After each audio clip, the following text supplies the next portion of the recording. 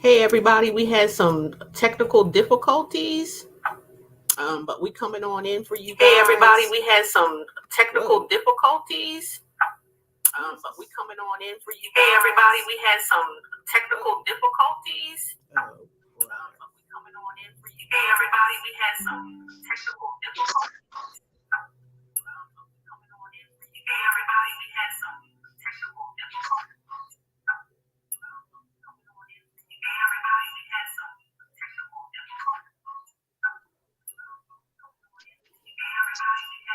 Do you hear me talking over and over and over again? What is over and over and over again? What is? Do you hear that? I hear it. What am I saying?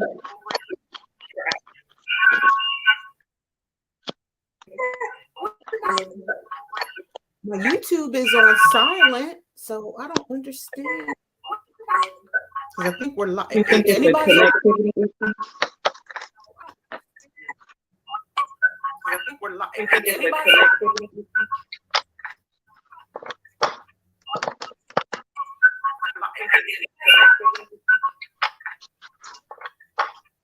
The devil is a lie. All day, every day. The devil is a liar. It's like I'm saying the same. I can hear myself. The devil is a liar. It's like I'm saying the same. I hear myself. Let me come out.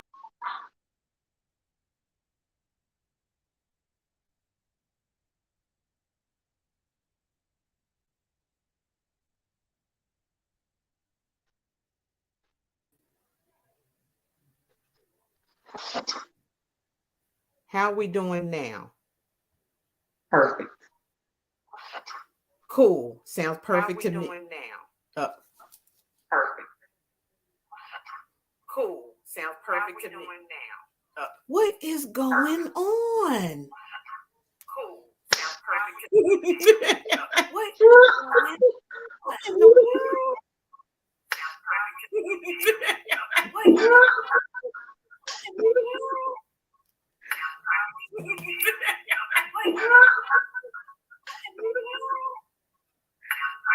Hold on, y'all. We showing up and showing out. Look, wait. Hello, Simply Love. Glad to see you back. Hold on, y'all. We showing up and showing out. Can you guys hear me? Is there like feedback and all that? You guys that's watching, anybody? Can you guys hear me? Is there like feedback and all that? Oh, I know what I gotta do. I think I know what I gotta do. Okay. I know what I gotta do. Wait, patience. Oh yeah, you're fine. I forgot I had YouTube open on my computer. Right. So it produced that feedback.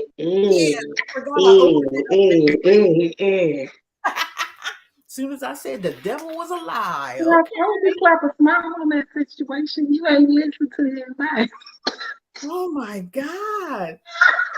Everybody, y'all know what's up. Everybody, you know what's up. We can talk whatever you want to do until some more people come in, or it's up to you. We got 5 in here so far. Okay, right. Well, so you guys, it was a little delay because of technical difficulties. We got it all straightened out. Okay. Can you see me all right? Okay. Patience, you all right? Yeah, I'm about to turn you down over here so I can see you. Yeah. Okay.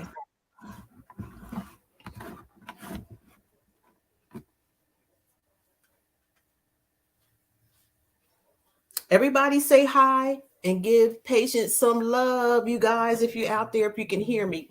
Can everybody hear me okay? Please let me know if you can hear me all right. All you ones in the chat, let me know if you can hear me all right. And if we get some moderators come up, you guys know what your job is. We're not having no shenanigans tonight with anybody. Okay, can you still hear me? I can hear you. Can you hear me? And now I can't hear you. You can't hear me? I can see your mouth reading. Good thing I can read lips.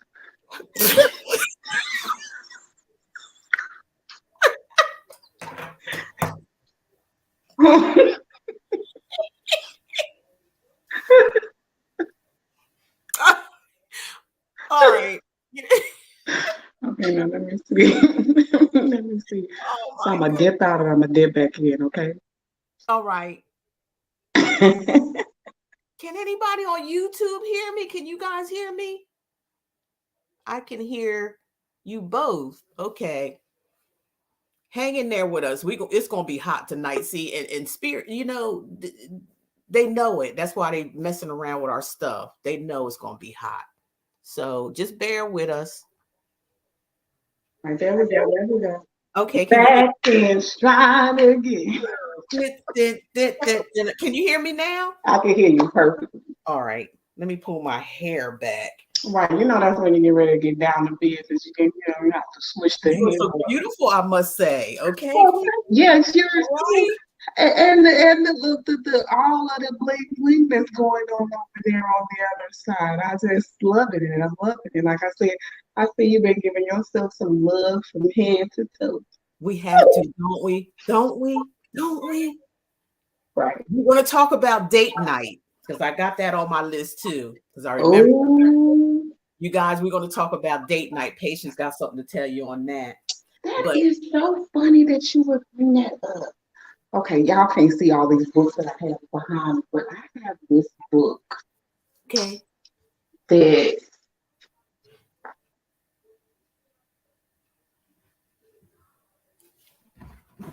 let us know if you can still hear us, you guys out there. If you can't hear us, let us know.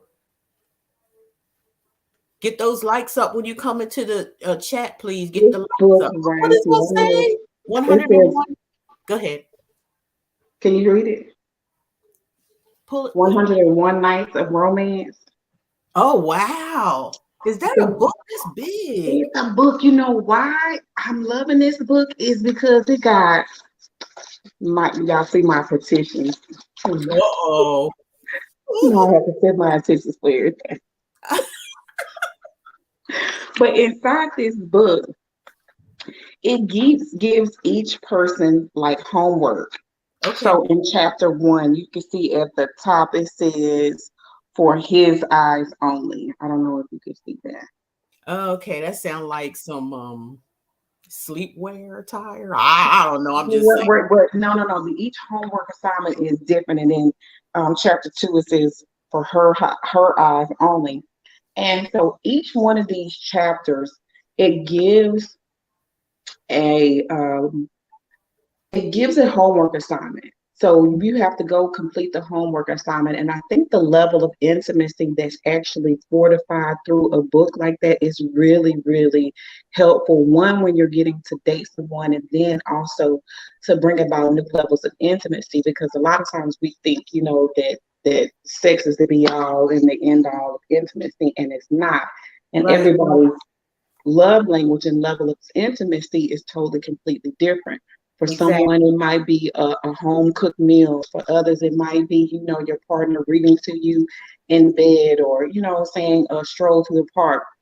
And it just based upon what that person's, again, level of intimacy is and what their love language is, and the things that actually cater to their character and making them feel fully loved and supported. So this is a book that I have been manifesting for. I don't want to get out and look at somebody. No, go ahead. You're fine. The reason why I think this is important is because, again, it shows us how to play when we're in relationships. And I think a lot of times we forget what that looks like, or either we don't have any ideas. One of the homework assignments in this book is for the lady to go and pick out specific outfits and to take pictures in them. And once she takes the specific pictures, she leaves one in her beloved's lunch. She sticks another one to the steering wheel of the car for when he gets ready to leave work, and then another one was put in a strategic place. So to keep that person, or to keep your beloved in the forefront of, keep you in the forefront of their mind, is the reason why I think some of the homework assignments were given in this book. But it also gives that level of play back into relationships, because I think at some given point in time you get monotonous in how you Right. operate with another person, and one way to keep Yeah. that fresh and new is to always introduce a new activity, but then also loving yourself from head to toe. I think is another thing that's very attractive, because it's confidence. When Definitely. you love yourself and you exude that level of confidence, where I don't necessarily need my partner to do all these things, and I can actually date myself first, take myself out to restaurants that I want to go, or take myself on trips that I want to go. You actually teach that person how to basically cater to your needs, and then also fortify the relationship. Another reason why that is important is because of the simple fact, if you're willing to do it for yourself, you would also be willing to do that for your partner. So the levels of reciprocity at that given point in time are raised. And then again, you never get bored in relationships. You see people who have been together like 50 plus years, and they didn't get there overnight. So they had to get a little bit creative when it came to, keeping things alive and keeping things spicy in their relationship. So it's just developing new levels of intimacy, one for ourselves, but then with our partner, because you actually have to set aside some time and go and read and actually put some action and some work behind what it is that you're doing. Whereas a lot of times nothing wrong with Valentine's Day, but there's not really a lot of thought put into the process. I'm just going to go buy some flowers, some candy, and I'm going to take you to dinner. Well, after years of doing that same thing over again, it becomes monotonous. So what are you going to do to spice things up, or to make things different, or either to make it meaningful and rememberable to that person as an individual? And I think, and we've probably repeated this in many shows before, where the lady in the song said, I was learning my man while I was earning my man. And I think that that's important. You got to learn and study the people that you're with. And when you study and learn them, you understand what their levels of intimacy are. You understand their likes and their dislikes. Not to say that you're going to morph into like the perfect person for them, but they will know that you're making the relationship with them a primary, because of the things that you start to do, and the things that they actually like and dislike. You step away, or you give more of those things so that they feel fully loved and supported in the relationship. So 101 nights of great romance. You don't have to go buy it on Amazon. I actually think I had got this from like Half Price Bookstore, or one of those little bookstore outlets. And anytime you can go to the bookstore, you go down the little romance aisles. A lot of times they have books like this that kind of give you some strategic tools and things that kind of keep your love life on a level that is constantly fortified, because you're pouring back into it. Even that, I think me and you talked about that yesterday, about we started talking about the pleasure principle, and how a lot of times when you're in levels of, or when you're being intimate, and we're talking about on a sexual connotation, a lot of times people don't feel open enough to have a conversation with their partner to allow them to understand what their pleasure principles are. And I think that conversation should be an open conversation, because that person needs to know how to stimulate you, in what areas to stimulate, in order for I think the levels of that sexual experience to be enjoyable. And so a lot of times us as women, we think, oh, well, I'm suffering from frigidity, which means we feel like we are not having enough lubrication. But I think that stems from us not having enough pleasure, because it typically takes that particular area, and you know what area I'm talking about. It needs at least 10 to 15 minutes of consistent stimulation in particular areas for you to start to feel the release of lubrication within your yoni area. And that's very important. So even having that conversation with your mate or your beloved, hey, well, could you, stimulate me in this particular area for this amount of time, or specific areas on your body that are very triggering for you, or very sensual for you, would be the areas that you talk about, or you suggest that your partner cater to, so that they can understand you, and then vice versa. And I think that a lot of times we think that when it comes to sex or engaging in sexual intercourse, that it's a one size fit all type of thing. It's not. I think too that they go hand in hand. When you establish levels of intimacy, then the sexual experience or the fireworks within that part of the relationship is reciprocated, and it can be fortified over a long period of time because it always feels fresh and it always feels new. Exactly. Now, I guess we needed to get that on the. I guess we needed to get that off the top because there was something I was going to ask you, Rico. Oh, going back to when you were talking about the pictures and things like that you can send, like in the lunchbox and things like that.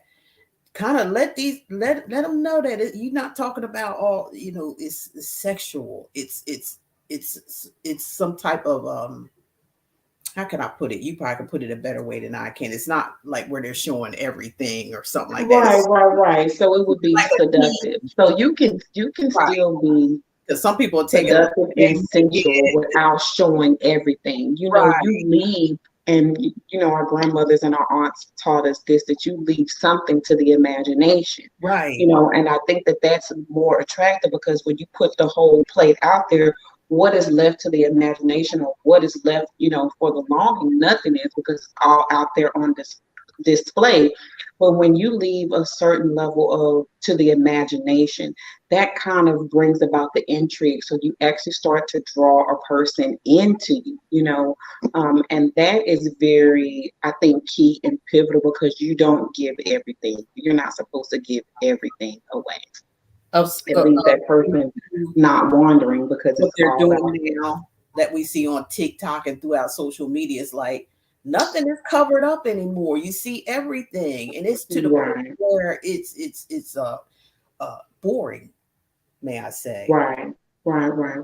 And I think too, and we kind of talked about this or touched on this earlier, I think that's another reason why a lot of younger men are going for the older women, or what they would call the cougar or the middle-aged woman, is because you're leaving them left wandering. So they're having to gear up their imagination. They're actually, having to basically chase after you or go after you, which, there's not a man out there that doesn't like the chase. If they could get you easily or whatever, then the whole chase or the whole winning of the package is basically over. But if you leave something to the imagination, again, it leaves a level of intrigue in the relationship, and then it also keeps that person desiring or wanting more of that. And I think a lot of times today, when you see a lot of these people just putting it out there for everybody to see, I believe that nothing is left sacred at that given point in time, because everybody has seen it. And now that everybody's seen it, then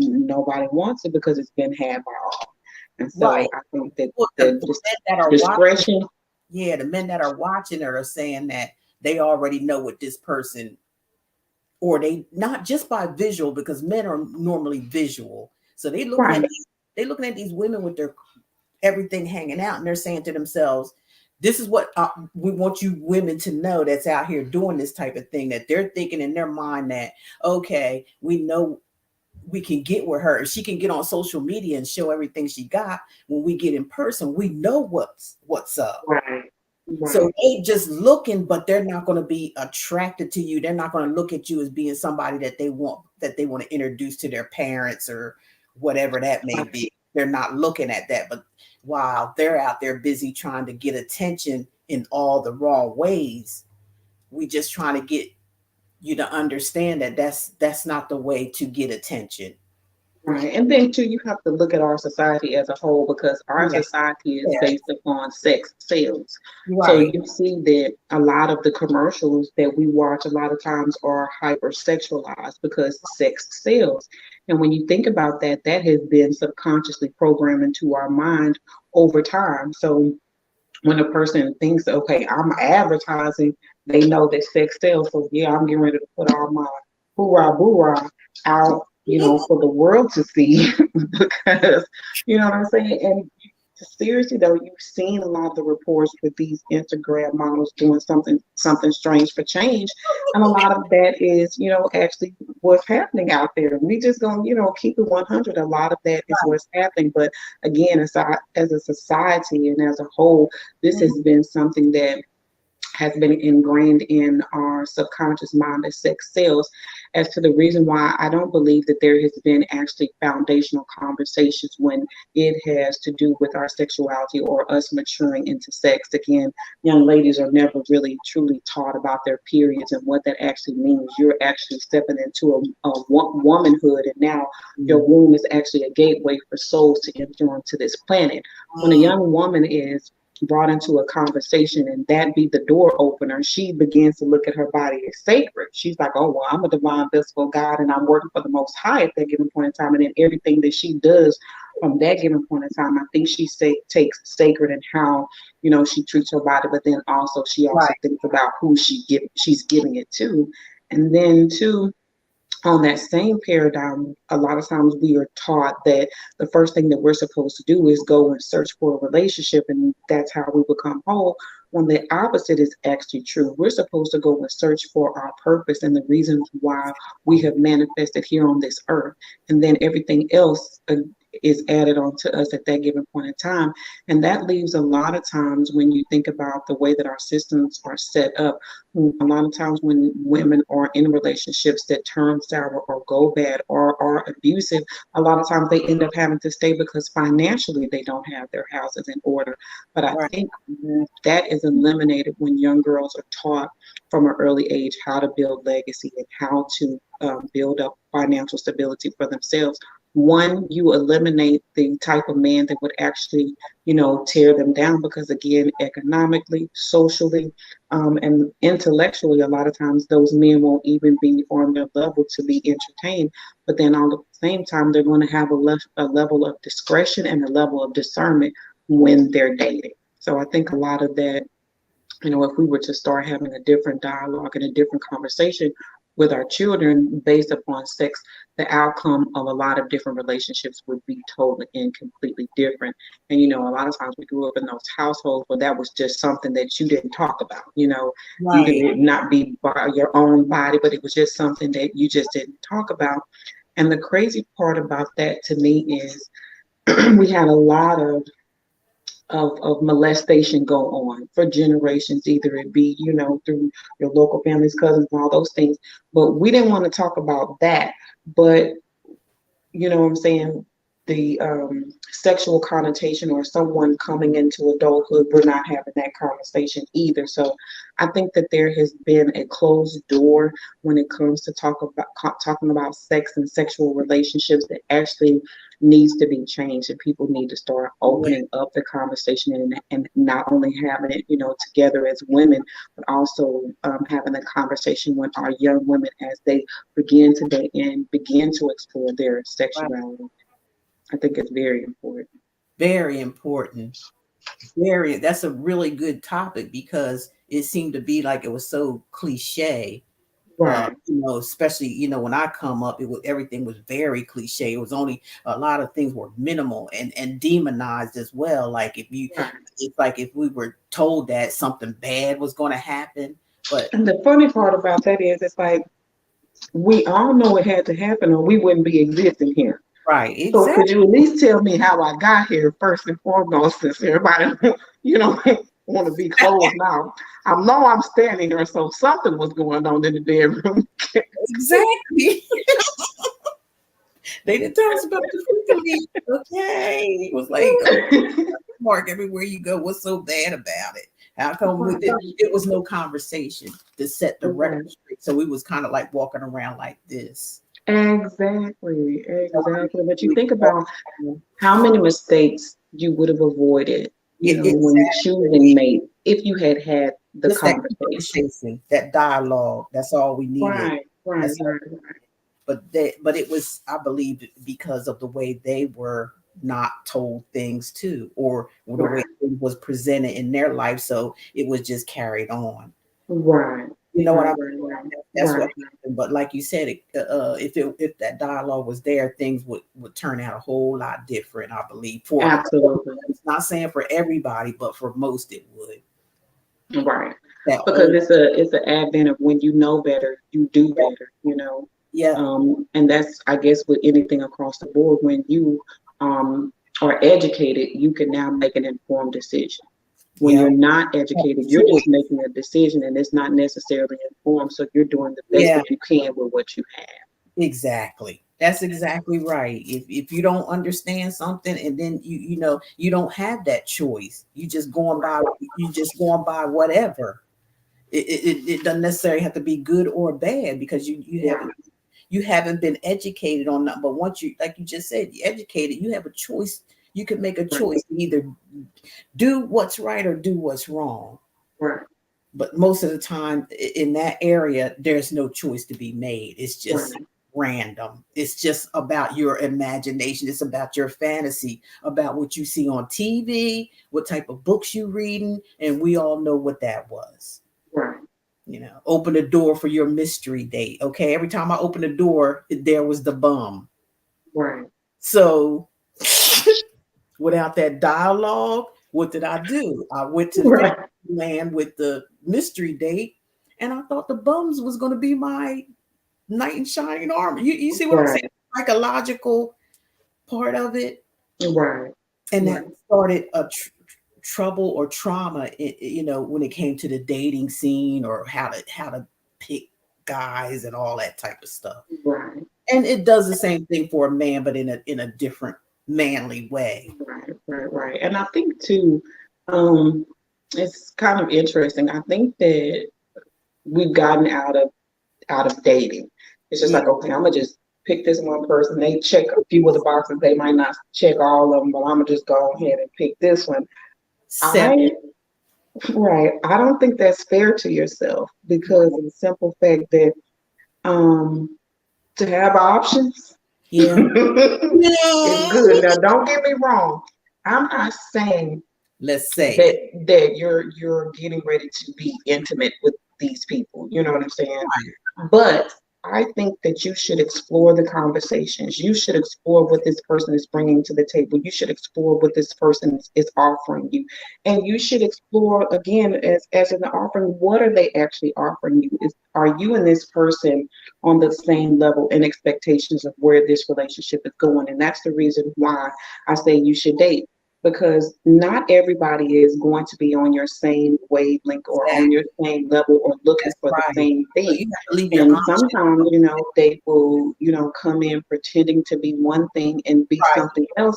But then you need that time, when you're with a person for a month or 2 months or 6 months, they're going to be different than the way that they showed up to you in the beginning. And you want that authentic side of that person to show up. So that's the reason why I say it's really good to date, to see what's out there and to explore your options, because the person that you were like a year ago or 2 years ago is not the person that you are today.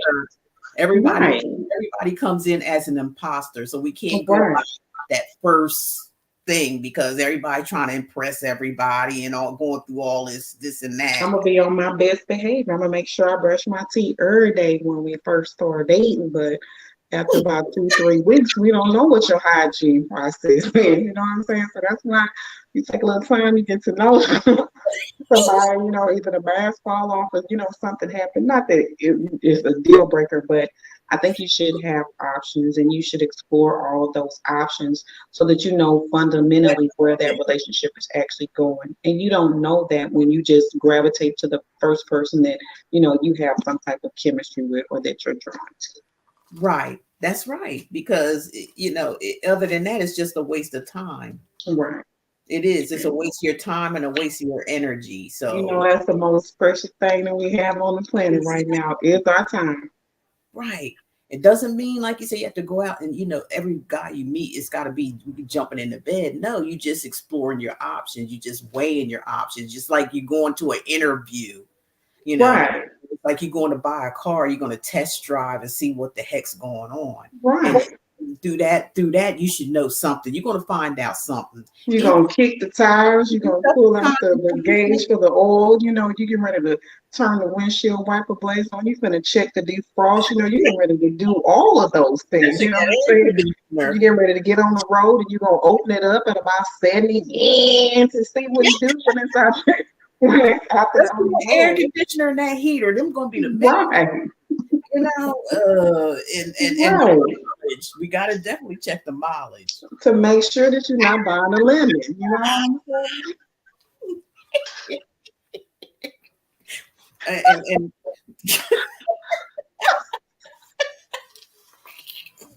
how much mileage you got under that trunk? Okay, how much you got in that trunk? Okay, right. They didn't do nothing but turn the odometer back a couple of times.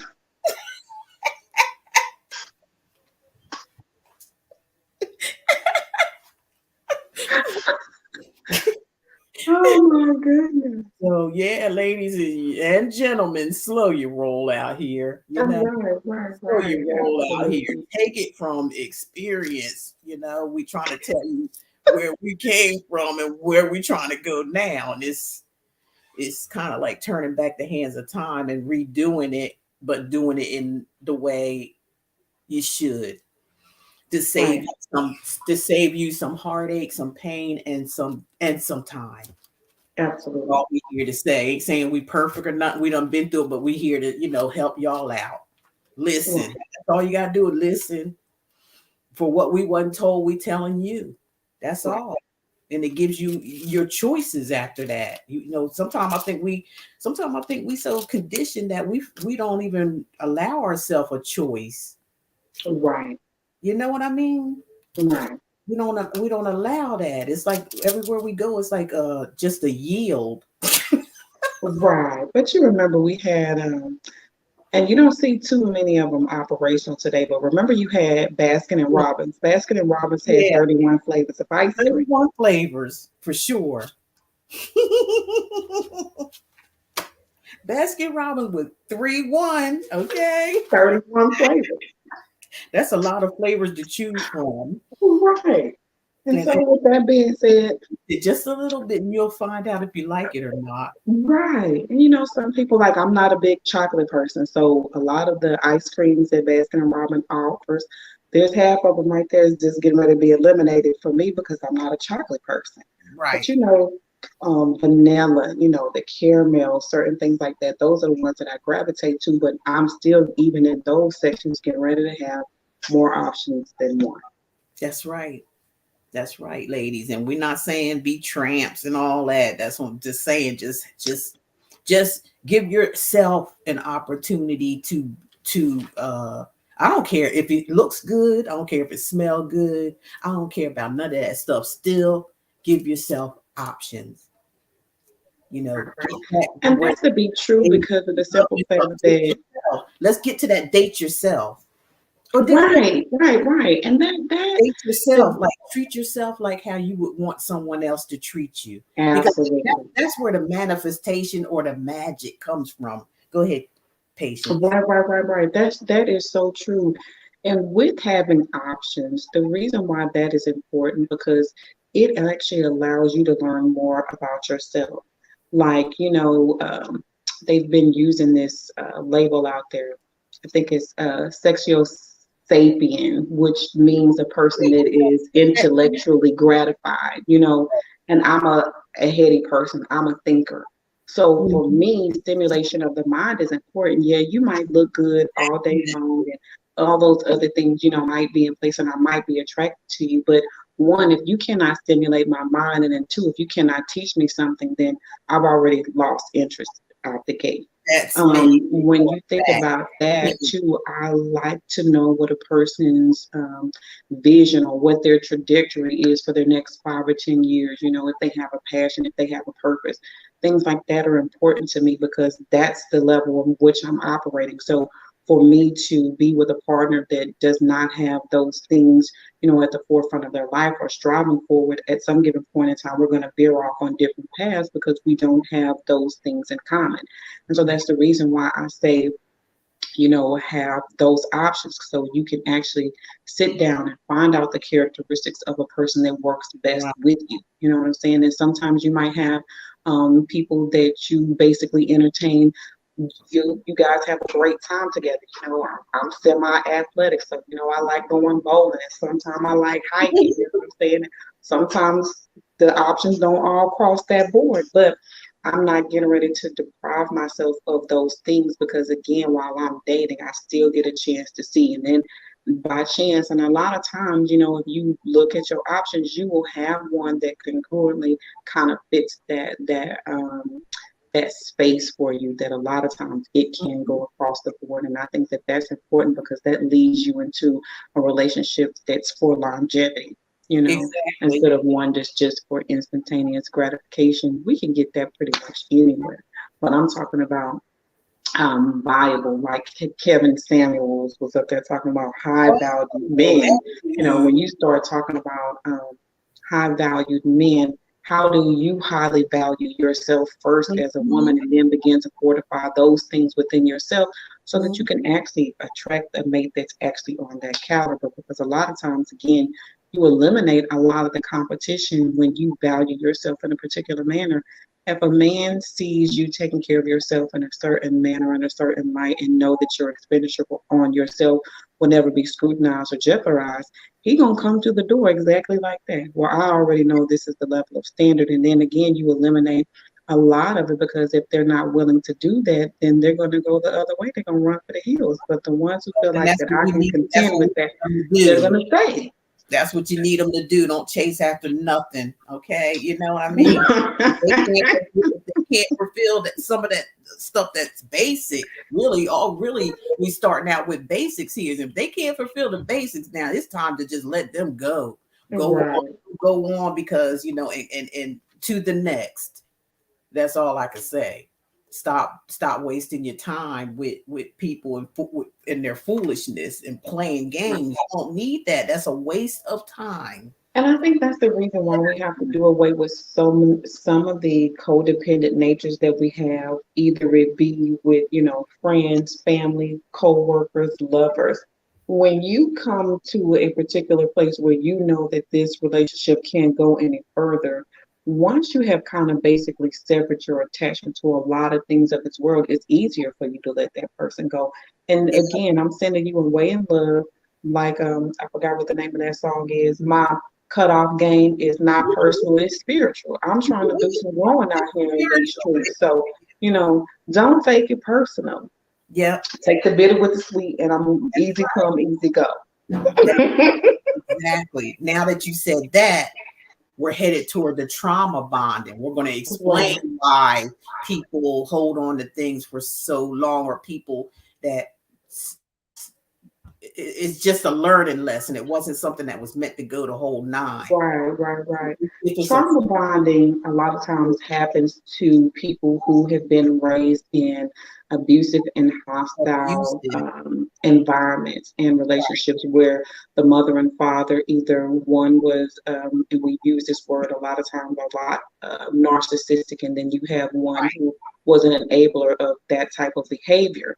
And what happened is, right, we in turn, because that is what becomes familiarized to us, and that's what we have learned as a behavior of love. So now in our mind, I equate fussing, arguing, biting, hitting, spitting, and calling to the police as in a healthy environment, because that's what I grew up in. Now, is that to be true?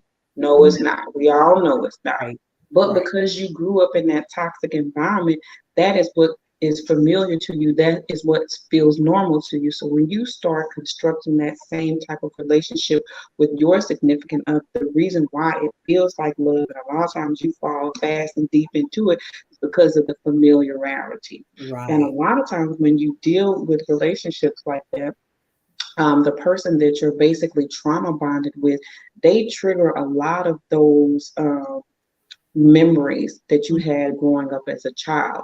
So it invokes that that sense of not only familiarity, it invokes that sense of home, and that's why the bond within it is so deep, because it's going all the way back to your childhood and bringing up all of those emotions and all of those triggers. So what ends up happening is the same person that also caused the trauma also now alleviates it. So then that's when the bond is actually created as well, because they'll cause the fire and then they'll go and put it out. And then you look at them as being a savior, but it's all toxic. And so when we learn to again start to heal our childhood wounds, the first time that your octave comes above a certain level, when you're talking to me and you're not using your hand-style voice, you straight getting the cutoff. I'm just not getting ready to do it. And it will be certain triggers or what we call red flags that will begin to show up within our life to tell us that this is something that we shouldn't be dealing with. And I said the 3 paradigm bases that we should be looking at is I'm not getting ready to entertain a mentally broken man, a spiritually broken man, and a financially broken man, because that means that everything that he's coming to the table without, I'm going to have to foster those things. So if he comes to the table spiritually broken, and I mean knowing and having a relationship with the Most High, then when it comes to going into spiritual warfare or fortifying our family spiritually, that means I'm getting ready to have to go above and beyond for something that he should have been bringing to the table. If I'm suffering with a man who is mentally broken, then the conversations, whenever we do get in any type of turmoil or any type of trouble, the communication is not going to be one that's on an adult or mature level for us to even come to a solution in order to figure it out.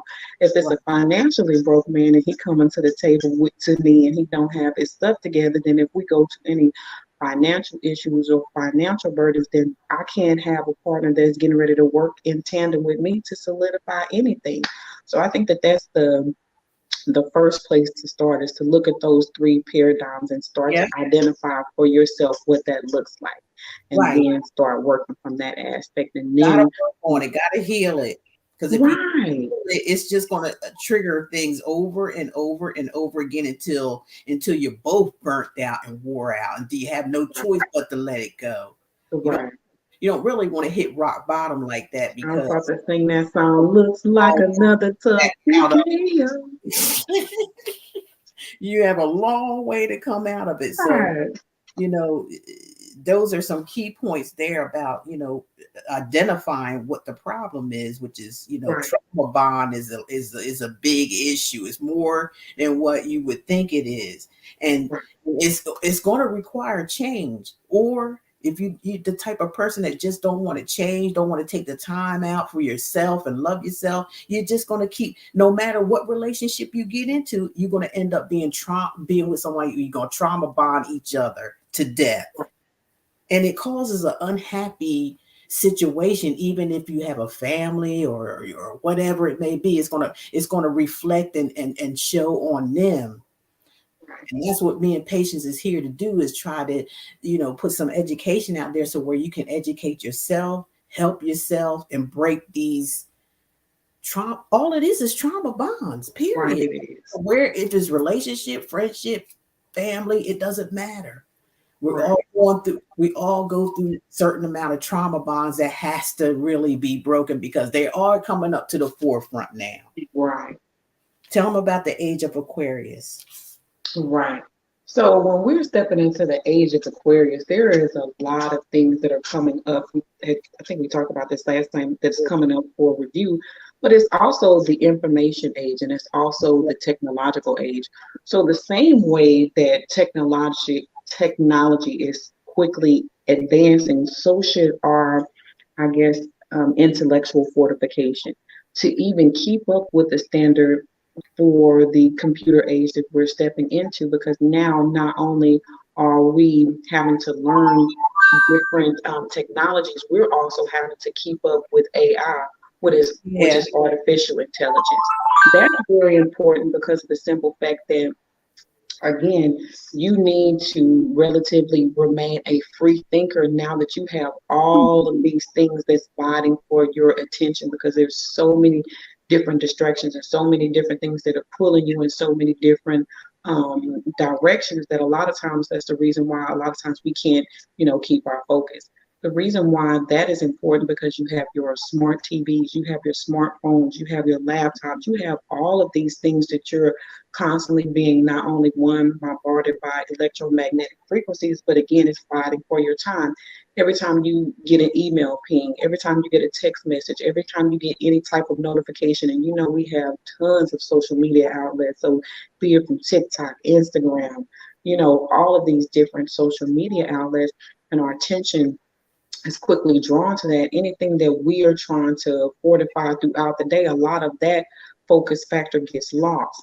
Another reason why that is important is because when we listen to a lot of the things that's coming over social media, it is subjective programming that is taking place.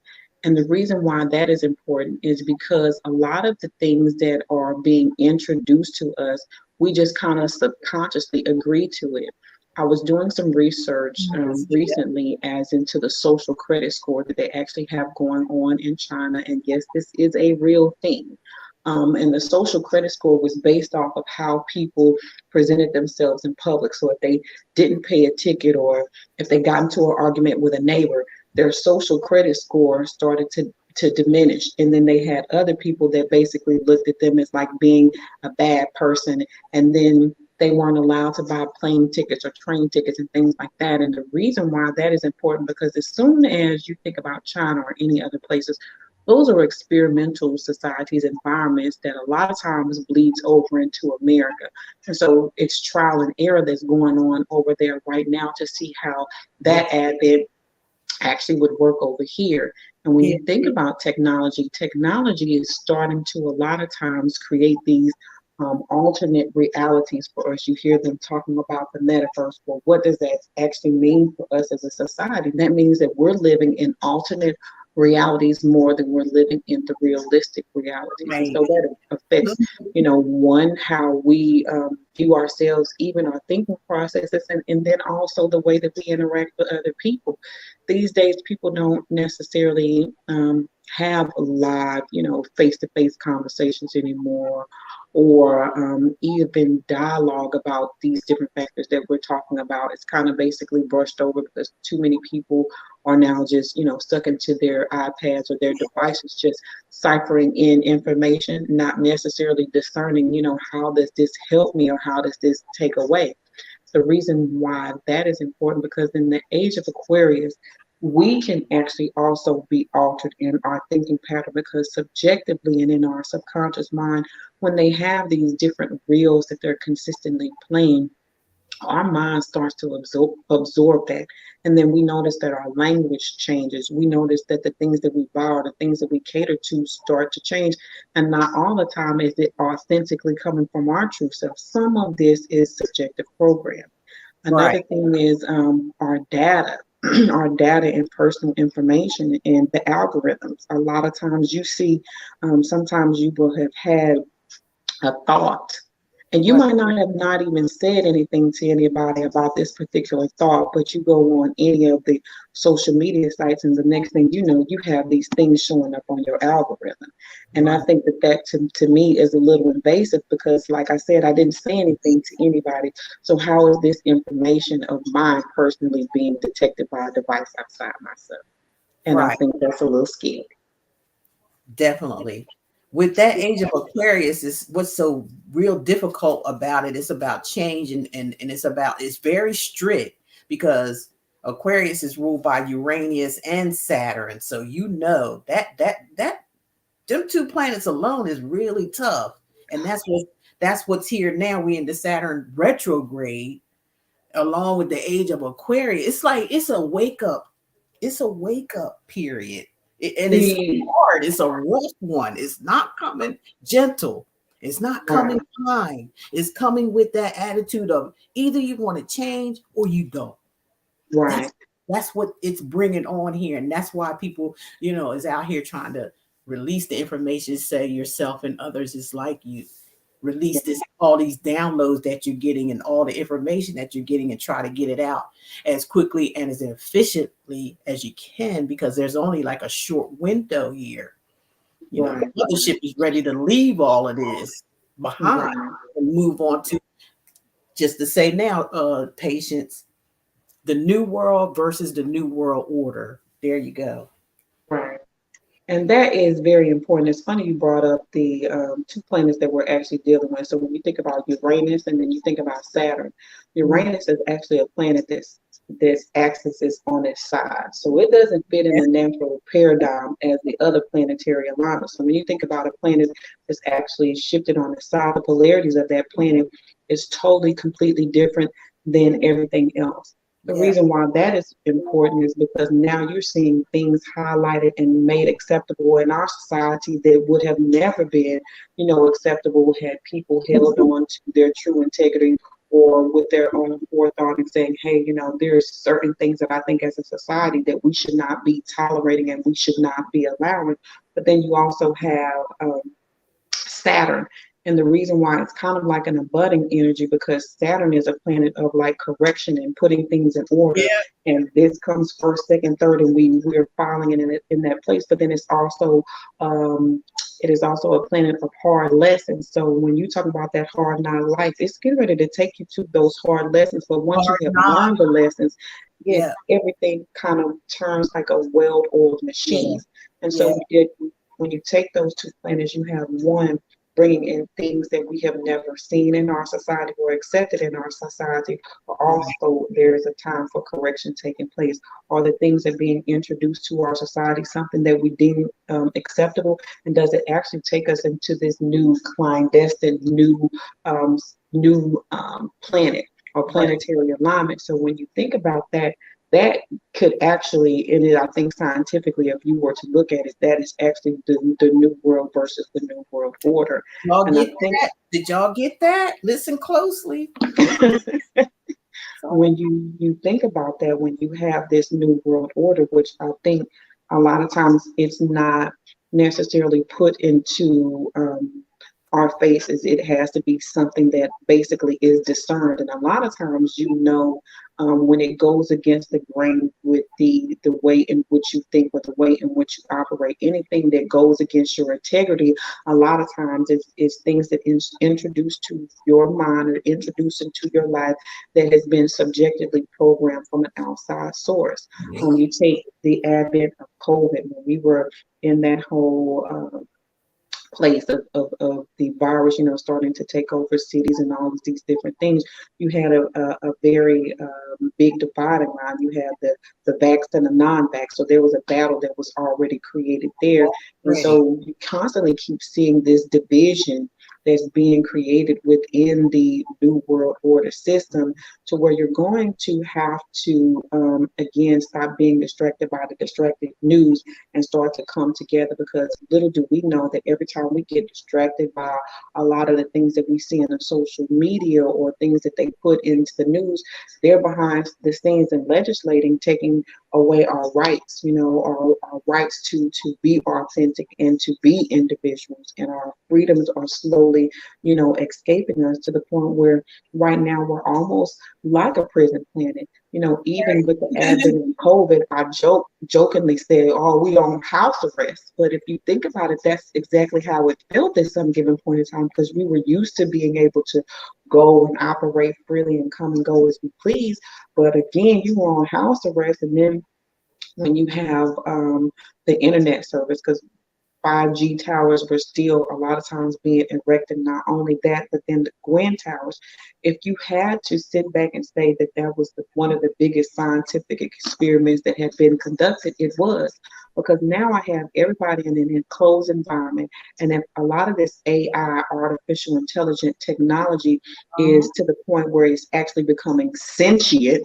And that was what I saw in some research that I did recently. That means it has the ability to be able to feel. So if we're under a sensory cloud with all of these different things, then yes, it can predict your emotions. It can, predict your reaction to certain things. If you get a certain phone call from a particular person, or get a phone call from a bill collector, you can be gauged and you could be monitored based on a lot of the electronic devices that we have in our space and in our environment.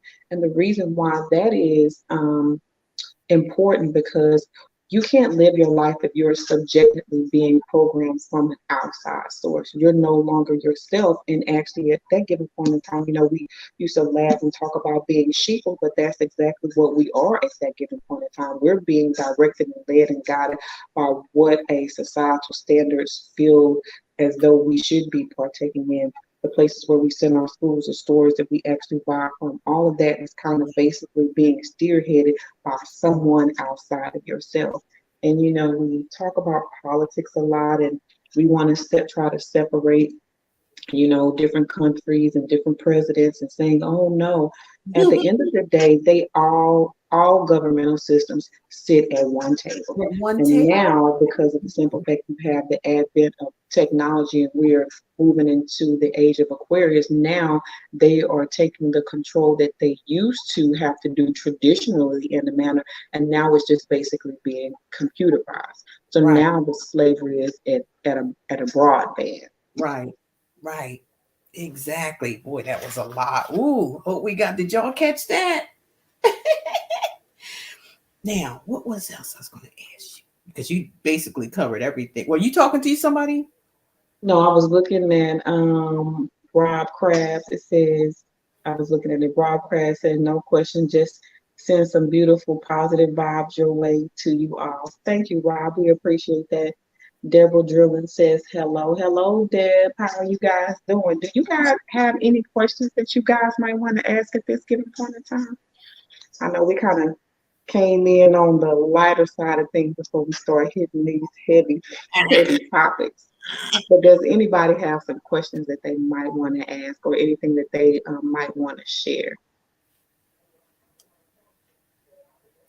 They like me. They like listening. They love listening to what you're saying here. Right.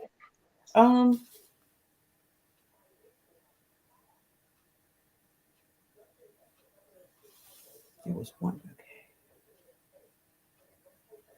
And I know you had 50 million questions. What other questions that you got? Because we talked about quite a bit of stuff. And you did that. And we did that. And we did that too. Okay.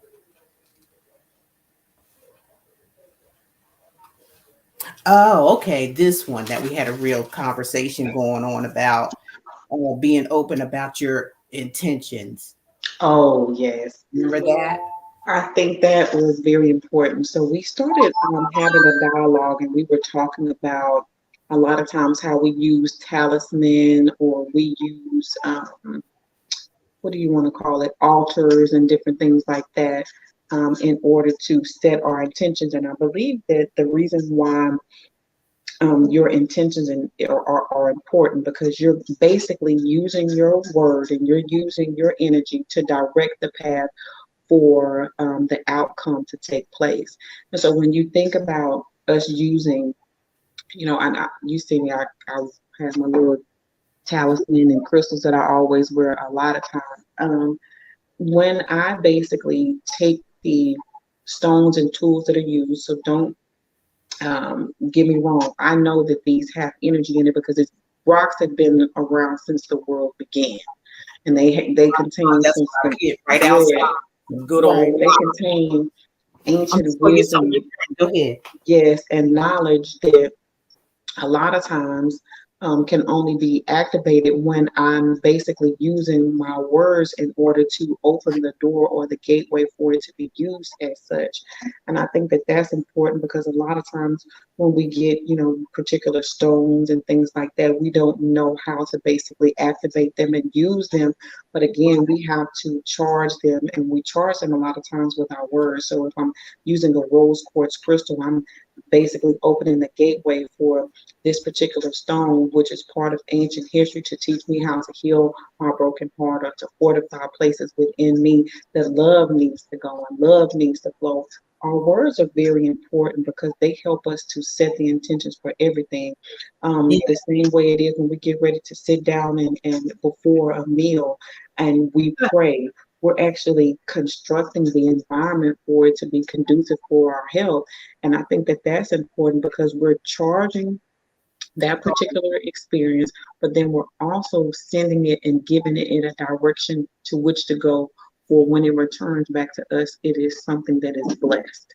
And so with everything it is that we use, from taking sacred baths to using our stones, even when we go and see and partner with people, because they say prayer changes things. And I think intent is just that. It is almost an activation of a prayer that you put into a particular object or a particular thing for it to basically to fortify your sacred space. Yes. And okay, yeah. I think we were mentioning something about, another thing going into, I think something that you said earlier, but I just wanted to clarify with your intentions when it comes to dealing with things outside of yourself, as Patience was just saying. You just can't get something, then and it's supposed to work for you. No, you have to set that intention for it, and then it goes from there as far as the physical Right. of it, if you're doing anything physical.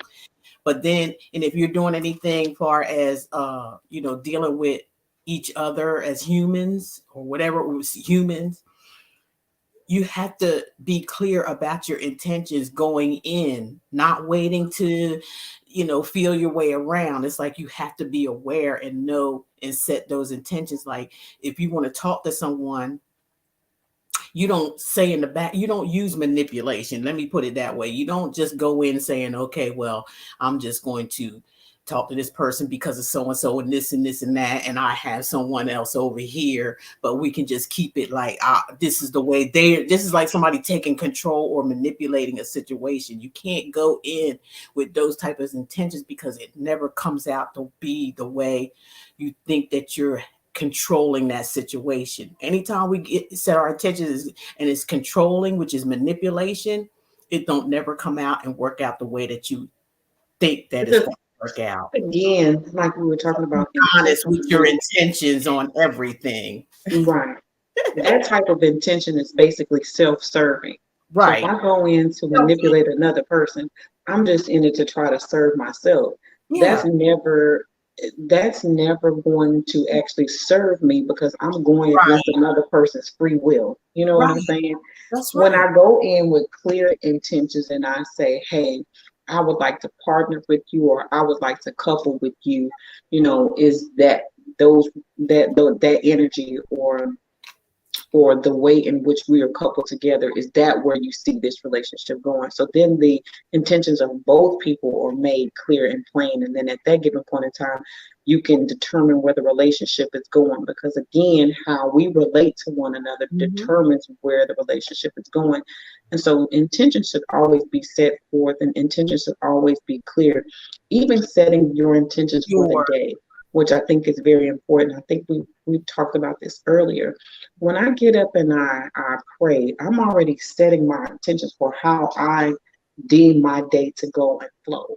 And once I set those intentions out there, I'm solid in my intentions. So it doesn't matter what, comes up against me during that day. I'm going to be able to navigate around every experience and every situation with grace and ease because I had already set my intentions for the day.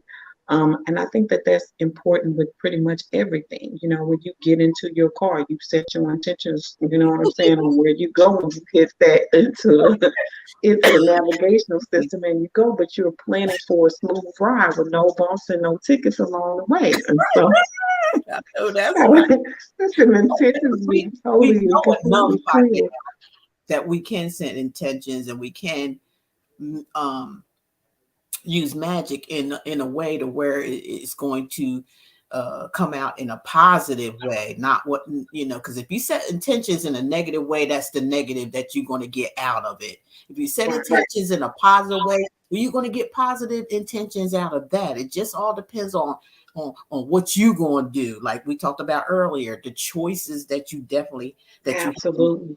And the reason why, too, I think me and Simply Love said that the intention setting is important is because, again, we have our governmental systems that we know that these are, top level witches and warlocks that sit at the top of the game. So best believe when they're setting their intentions for control, it's strategic and it's consistent and it's well planned out. So if they're operating at that level, we have to be doing just the same. So when you talk about the levels of consciousness, when you start talking about going into the new world, the same way they set their intentions for enslavement, we have to set our intentions for freedom and what that actually looks like for us, and be intent on not only voicing that opinion, but then partnering with like-minded people. Because again, if we sit back and do nothing, or we sit back and stand for nothing, then the adversarial energy or the adversarial force at that given point in time has won. Now, I don't see that happening in my heart of hearts. I don't feel that. But again, being true to the intentions, and then again, coming to a level of the conscious collective. When we just went through a lot of different phases, again, like I said, we had to go through a period of where we were actually walking by faith and not by sight. I think that was the Most High actually asking us again to make a conscious choice of where we saw this planet going. And at that given point in time, you had to be clear on where you saw it manifesting to. And then you also began to have to stand for the things that you no longer feel that serves the planet anymore. So all of the crimes against humanity, the things that we see with the wars and rumors of wars, and us going and pillaging other countries, we have to again start setting our attention for that to no longer be on the place of the planet. That's right. That's right. Said it all. You said it all. This is what I'm saying.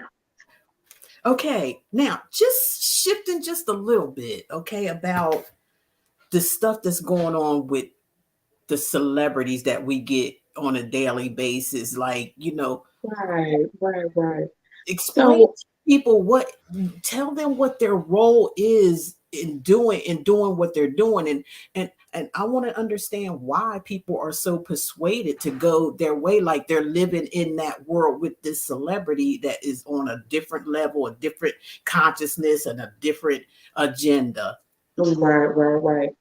Well, you know, when you get to talking about music is almost like water. It's like a universal solvent. There's nobody out there that doesn't listen to music. And music is also a medium. Right. So when you think about that, the medium is actually something that can introduce information. It can do, intentions, introduce new ways of thinking. And so that's the reason why music is used. But a lot of times you have artists who basically have not, I guess, fortified their levels of consciousness as for the new world instead of the new world order. Some sign on for the new world order, and that means that the music that they're getting ready to display is going to be talking about sex, money and drugs, and nothing more than that. Because when you think about, a lot of times when we're in survival mode, those are the three things that that people are drawn to: sex, money, and drugs. And that's that lower vibratory energy that gravitates and has pulled in a lot of our young people. So when you talk about the devil's playground, a lot of times the music is used as the devil's playground to pull the younger generations in, because that's what they're listening to. And so when you have an artist that is basically, on stage, gender bending and doing all of these, subjective things, now your mind is starting to cross the lines. Whereas one given point in time, you had a clear intent, a clear direction, and a clear focus that you were going on. But now you kind of swaying in your step, just because you heard a particular song being played.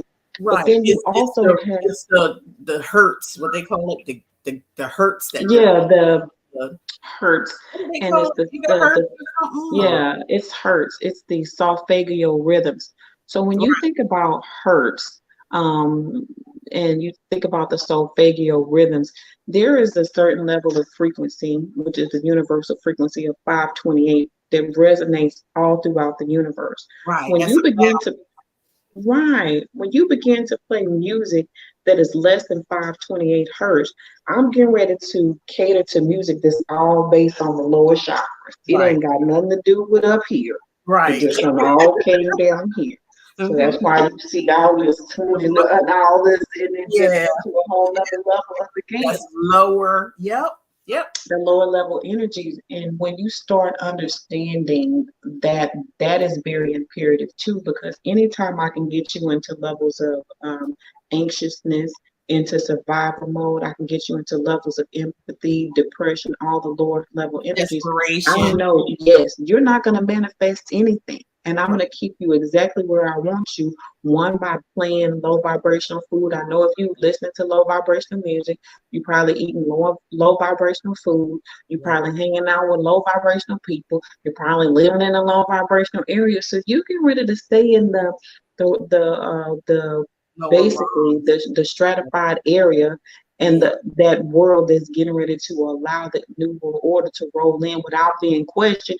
You're going to stay in that phase. question. So Yeah. yes, it is strategically done. So then you also have artists who basically drop jewels, and there's a lot of them out there that's dropping jewels, and they had to be positioned in that place so that the right-minded or righteousness, which is right-minded thinking, can still be conveyed to the people. Because on every platform, you got your you got your angel and you got your devil. That's pretty Yep. much every platform across Everything. the board. But Yep. there are certain artists that are out there whose hearts are truly convicted towards helping the manifestations of humanity move forward. And so they will say certain things to tell you to get back to your self love, or they will tell you different things to set your intentions, or they will tell you things to start working in your community. They will give you and start dropping so many jewels. And they're not the ones typically that you see clout chase. You Right. know when you see a bona fide Exactly. clout chase. They're not clout chasing at all. They're just letting they're just they know what the frequency is. They know they're on the right frequency, so they just letting the frequency get out there and do it for itself. Right, They don't right, have to push it or chase it or buy it, because a lot of right. buying their success. Right, right, It's right. And at the easy end of the day, most of easy them to are do. right, or just as much as a slave as we are, because a lot of them are signed into lifetime contracts that they'll never own the right, I don't own the rights to the music. They will never own the rights to their music. And that's sad. It is sad, but they gave it away. Right, They know what they were right, doing. These people, I want you to know, these people, not you, you already know, Kay, but I'm just saying, these people know what they're doing, okay? They know what they're doing. They know what they sign up for. They know it. Don't get it twisted. Don't feel sorry for a lot of these people, because they already know. And like Patience talk about, when you were talking about, some are the gatekeepers, because you were talking about. hold on just 1 second, Cynthia. Let me answer that. You can keep talking.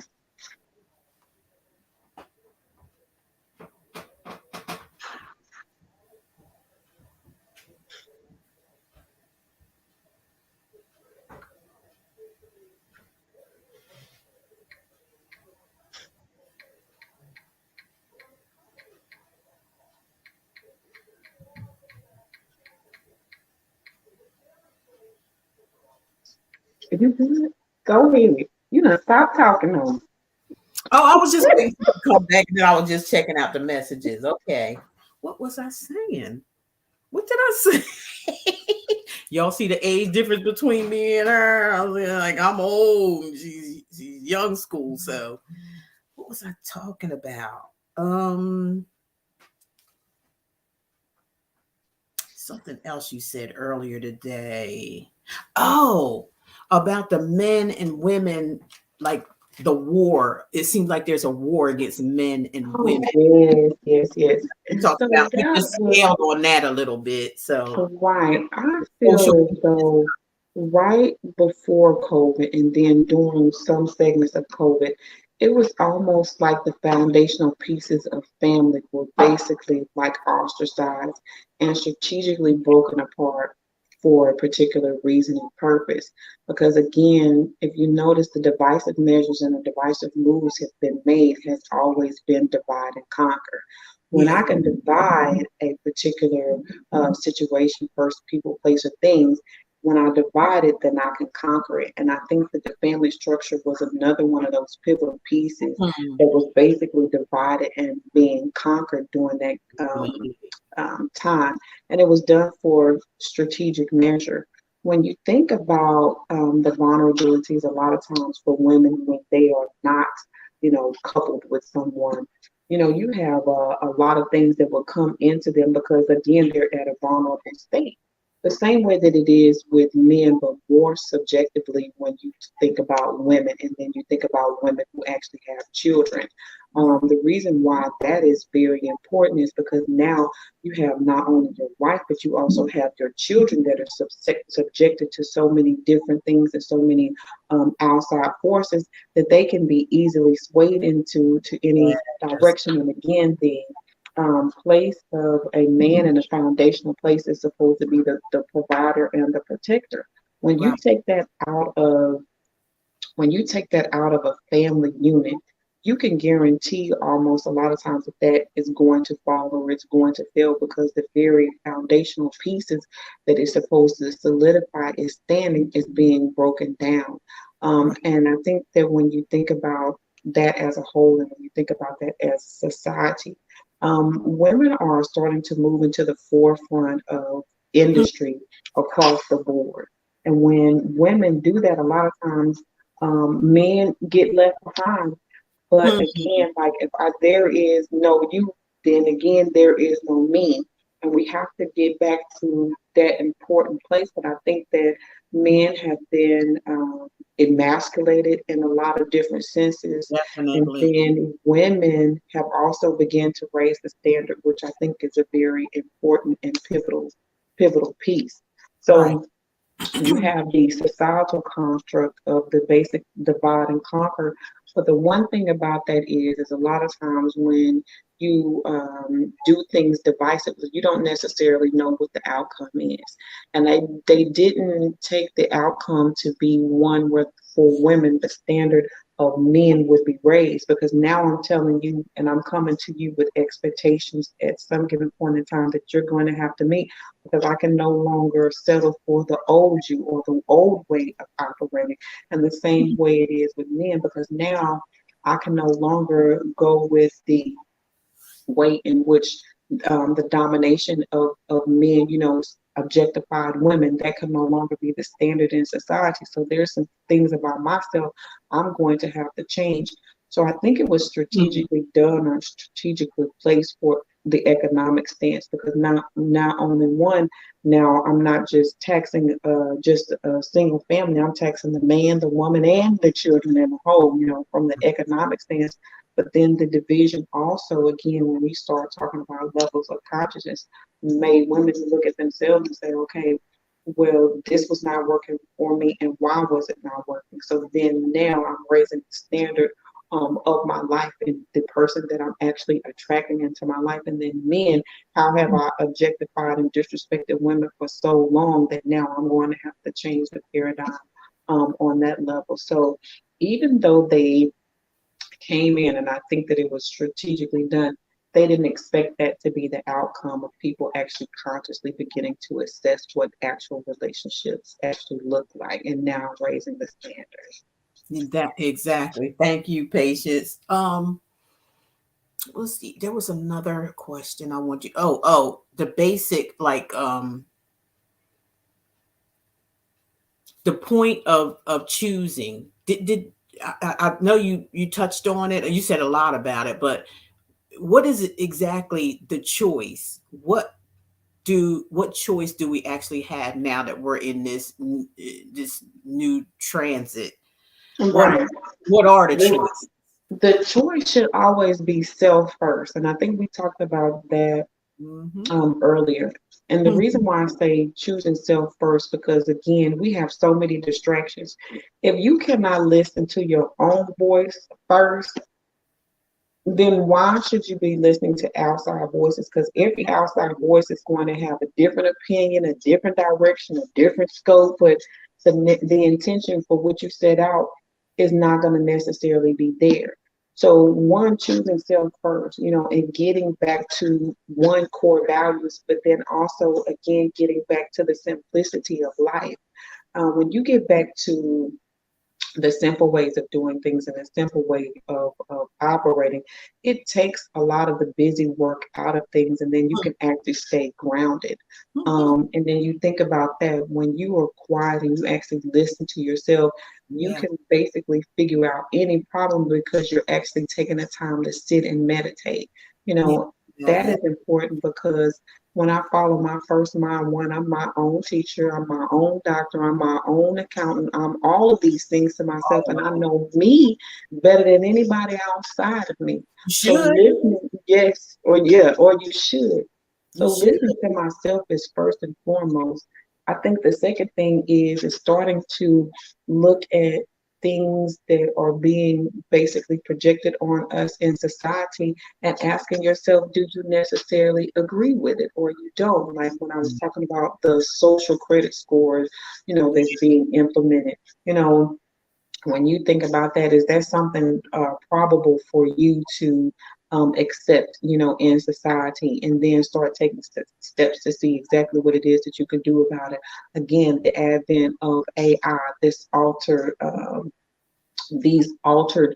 states of reality, when you start dealing with the metaverse and things like that, and seeing how a lot of times you're being subjectively programmed, getting off of social media, taking a social media break just to get back to yourself. Because again, I think a lot of mental rape is being done. I think a lot of spiritual rape is being inhabited, and then a lot of physical harm or trauma bond is taking place because you're too busy, gauging and comparing yourself to this Instagram model, or you're sitting up here spiritually being exposed to things that's starting to make you question yourself when you once, found it in the truth that the Most High had already put in your spirit. And then, you have the other algorithms that's got you, all that at Saks Fifth Avenue and boo, you didn't need that other person, that other set of shoes. So it's basically taking your life back on that stance and unplugging, from a lot of the social media outlets. Definitely unplugging. And getting back to nature, which I think is another pivotal teacher for us, because it is simplistic. You can go and you can sit outside and you can sit up under the trees and listen to the birds. And any question that you might have, if you sit out there long enough, you're going to get the answer. So not only are you going to get the truth of the matter right, you get ready to get some natural therapy going on, because you're going, as Ralph Smart would say, you breathing in that good ass prana, so you breathing in that. I love him. Don't you love him? I love him. Good ass breathing in that good ass prana, and that's another therapeutic scope. And then also starting to formulate communities like me and you. We talk about, different topics like this all the time, and actually starting to have the open dialogue and not being able to share your intentions with other people and share your experiences and share your conspiracy theories to see if, everybody's coming up, you get this while I'm getting, and everybody being on the same page, rather as closing a blind eye to it, or, turning a deaf ear to it. Oh, I don't want to hear that. Well, it's still actually happening, whether you want to acknowledge it or not. So again, I say, one, first listening to your own voice, then two, unplugging from all, detoxing from social media, getting back to nature, and then having the conversations, I think, are very important. Very definitely get back to. And I think it's important to do it. To break out and unplug is going to take some strength and some courage. It's going to do that. Yes, you're going to have to put in the work, but see that what that work is going to bring you is peace, right? Love of yourself, and all the answers that you need from within. You don't have to go looking outside of yourself for the answers. You already have it. All you have to do is just sit there, like Patience said. You go on the outside, you listen to the birds, the trees, the wind, all that, because that's what we are: earth, wind, fire, and water. That's what we are made of. That's the balance, just like it is in nature. That's how it is within us.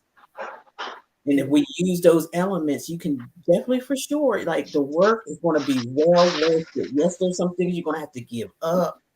and give it up and turn it loose, like James Brown used to say. You're gonna have to give it up and turn it loose, because what's the sense in wasting your time when in the end you're gonna have to give it up anyway, because what don't belong to you ain't gonna be yours. Whether you try to force it or make it, in the end, it's not going to be, because for what reason, it's not for you. So absolutely. Life has been showing you that the whole while. If you got anybody out there experiencing that, the same old thing over and over again, trauma bond, that's trying to hold on to something that's not for you. It may have been for just temporarily. Sometimes we have to just accept life as being a lesson in certain situations and move on to what you call graduation. This is graduation time. 2022 is graduation time for all of us. Not some of us, but all of us. And then we go back to what Patience said about those are the choices. It's two choices. That's it. It's not 3. It's not 4. It's 2. And there's no straddling the fence about it either. Right. Because we, when you fundamentally think about it, we all signed on for this school of thought before we got here. Let's just be clear on this. But you got some students who gonna decide to graduate. You gonna have some students that ain't gonna do the work and they gonna get held back. Like, it's just what it is. If you're choosing to graduate, because again, the brochure that they handed out to each and every one of us said that this university that we was about to go to was going to, have some scholars. The campus was supposed to be, fairly neat and transitional, but all of that was not to be the truth. But what we have done is we actually have gone through so many schools of lessons. Yeah. And the reason why I think that has been important is because, one, it's not easy to navigate an avatar, which is our physical body, and kind of keep it intact while we're on this spinning rock. But then also the levels of which our soul has to evolve, because it's actually sitting outside of us, looking at the experience, is not necessarily attached to it. And then basically having to map out, okay, for the remainder of this life, what is it that I need to do to be sustainable across the board? And then how do I need to evolve from past experiences so I don't have to come back here and do it again? We all have this sense that we have been somewhere outside of this existence before. And we have a sense of what heaven actually feels like. And we also have a sense of what hell feels like, which I think constitutes the level of consciousness that we're able to experience within ourselves. When you experience that level of heaven, you experience it as a sense of peace, but you also experiencing as the all-knowing self that doesn't feel like it's absent or anything or missing anything or needs to be added to. When you're in that place of existence, to me, I feel like one is heaven, but then it's the God self. When you're experiencing hell, you also feel that loss. You feel like you're inadequate. All of these different things. So you can actually, I think, experiencing heaven and hell, sometimes simultaneously, because of the simple fact that you go through so many things when you're in this avatar, when you're in this body. But the thing about that is, and that's the reason why I think meditation is so important, is that it allows you to keep coming back to your higher self. When I come back to my higher self, I'm not letting my emotions drive me in any particular area. I'm not, so hell-bent on religiosity that, I can't be touched.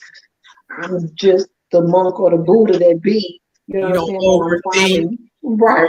I'm finding balance between both, but I'm also allowing myself to learn lessons along the way so that I don't have to repeat old cycles that brought me hell, and I can gravitate more towards heaven.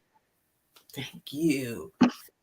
In your opinion now, do you think, as we say, heaven and hell, which is the same as God and the devil, do you think they're both the same? No. The reason why I don't think that is because here on this planet, we deal with duality. So we live in off, on, up, down. right, wrong. And because of that, that shows you that there's two opposite, polarities when you're dealing with duality here. Yeah. And for every planetary, is a good question. For every planetary alignment or for every other dimension of living, I think you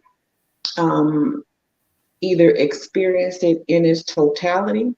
So say for instance, I believe that there are other dimensions where, they talk about, fire and brimstone, and there's this helly place and your soul is always in torment. I do believe seriously that there are places. We're not even talking about the opposite side, the good side. Right. And the same way I believe that there's places of existence that we can actually evolve to that are those blissful states where you do actually experience a sense of peace. But on this planetary alignment, we deal in duality. So that's the reason why you always have what seems like this battle between good and evil, or God and the devil. Yeah. And again, I think we were talking about this earlier.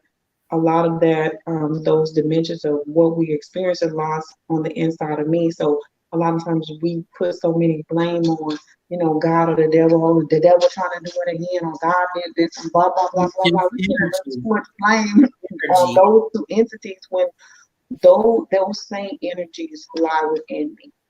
And the reason why I think that is important is because, again, you basically have a conscious decision to make within yourself on a daily basis. Going back to scripture says, choose you this day whom you will serve. Are you going to serve the higher parts of yourself that see you moving into places of more relaxation or more bliss? Or are you going to, sign to the lower sides of yourself that's stuck in depression, stuck in anguish, stuck in anxiety, stuck in the past, stuck in trauma bonding? Again, it's a conscious choice. But when you start to think about that, I think we bring this up a lot. That's the reason why you have to have particular tools in place that bring you to snap you up out of it. When you get to a place where you're starting to feel depressed, go take a walk, go talk to a friend, turn on some music, different things like that. And the reason why this is so imperative now that we're walking, into these different stages, like the age of Aquarius, but then we're walking into these ages of technology. When you go back, and I've talked about this before, it's called Silent Weapons for Quiet Wars. It was projected that by 2025, they basically wanted to have all of society basically lose their mind and feel as though they need a savior to save them and give them direction on where to go. So when you think about how basically in the past, I want to say 3 to 4 years, mental health has been on the rise. Again, this is a societal based projection that has been, put on us. But again, we got to go back to the tools that our grandparents gave us in order to deal with it. So that's when you take the old world and the new world, and you can basically kind of the convergence between the two, because I'm living in a new world that's causing stressors that my grandparents didn't have to deal with, but I'm going to take the tools that they gave me to form myself so that I can continue to move forward. Exactly. I don't know if you have a picture that you can show us. Was it your uncle or your I don't know if it's your grandfather? He looked just like you. Girl, that's my grandfather. Don't he look good? I didn't know if you could put it on so people can see it, or you could just go to Facebook page. No, but that was so cool. I think he's so handsome. He's good. Hold on, let me find it. He looks just like you, though. That's just like a splitting image, like a twins, but a male and a female. Hold on. What it look like? That's your grandfather? Yeah. Okay.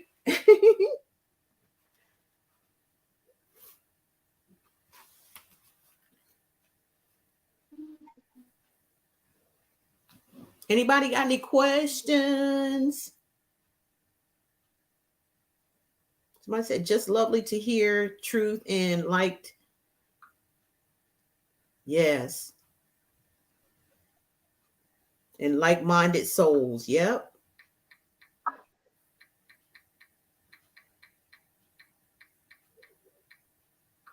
Well, like we were talking about trauma bonds and things like that. Like most people are going to be attracted to, the news, the celebrities, the drama of everything. So, the way things are going now, whatever's right is wrong, whatever's wrong is right. It's like everything's flipping, it's time to you have to stand your ground. There's no more straddling the fence. You can't be one way one day and then one way another. It has to be consistent. It has to be real consistent. So people still are attracted to drama, period. Where there's drama, you will attract a whole lot of people. If you want attention, all you have to do is fill your life with drama and you got it. Okay. You know, whether it's good or bad, you're going to get some attention with a bunch of drama. People are attracted to it. They love it. It's time, you know, and they don't see nothing else but that in life. So their life adds up to be really nothing but drama.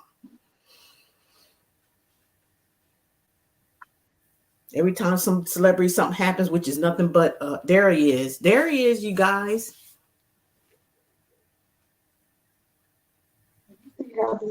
Look, that's your grandmother. You can see perfect. Yeah. The thin neckties they wore back then. Off my legs like that all the time. I'm getting granddaughter. Yeah. And just looking at the difference of, you know, how they used to dress, like, you know what, I think they're going to come in time again. You know, everything goes around and comes back around. But the difference between the men back in the day and now, look how they used to dress back then. Even though there was poverty, there was depression, there was, you know, low income, it was all that stuff, but they still presented themselves to really look nice. Right. And they really worked extra hard in their life. You know, they was like keeping up with the time. They wasn't letting the time fold them. They was letting them to mold them. Yeah, there were certain things they had to ignore and sacrifice in order to do it, but they did it. You know, in his time and in age, and you just don't see that anymore. It's almost like it's out the window, but it will return. But it's going to take a redo of everything, and this is the time that it has to happen. A total redo. I mean, men walking around with their pants all the way down to their butt out in public, and nobody's saying nothing. Right. Really? That's what we deal with it, you know? Right. And how are they feeling comfortable doing this is what I want to know. Right. I guess go ahead. I think too, it's like basically showing up for oneself. When I remember my mom growing up, that was how she basically showed up for herself, again, setting the intentions for the day. So I knew based upon how my mom dressed, she was setting her intentions for her day, you know, and it's something about the charisma for yourself when you get up and you dress up for yourself.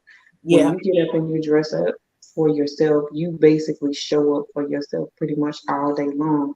You know how sometimes you just are busy or you start the day late and you just roll out of bed and you just go. And it feels like that's how the day go, like that day just rolling all over you. You know what I'm saying? Did you forget to put your pants all the way up? Or no? I think it's just a fad. You gotta do it. But when you basically get up and get dressed for your particular day, again, I feel like it allows you to flow through your day with grace and ease. Because one, you feel like you're showing up to yourself, and then you know what I'm saying.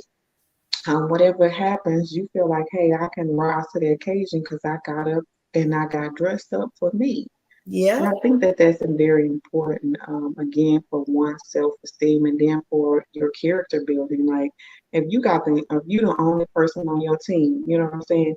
You already know if you can high-five your own self, I'm just show up for myself. On your own self, or even uplift yourself. You don't want anybody else to do that for you. It's just again kind of doing away with that the codependent nature a lot of times that we deal with when dealing with things.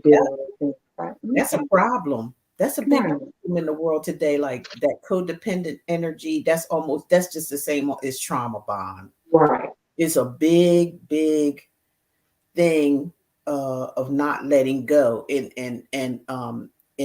alienating another person. Like this person has some type of issues, and they're trauma bonding their self, which is codependency, on someone else. And then this person enables this person by, coming together, or it don't matter, for whatever it is, friendship, relationship, whatever it is, come for us to keep existing instead of letting that person go and learning their lesson. Right.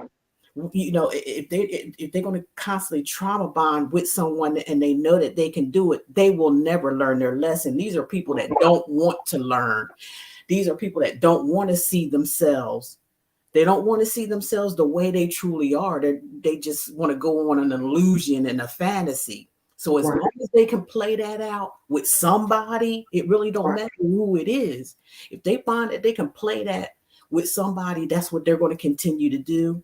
And if it's accepted, the other person's at fault for accepting it as well, because they're not allowing this person to change themselves. Right.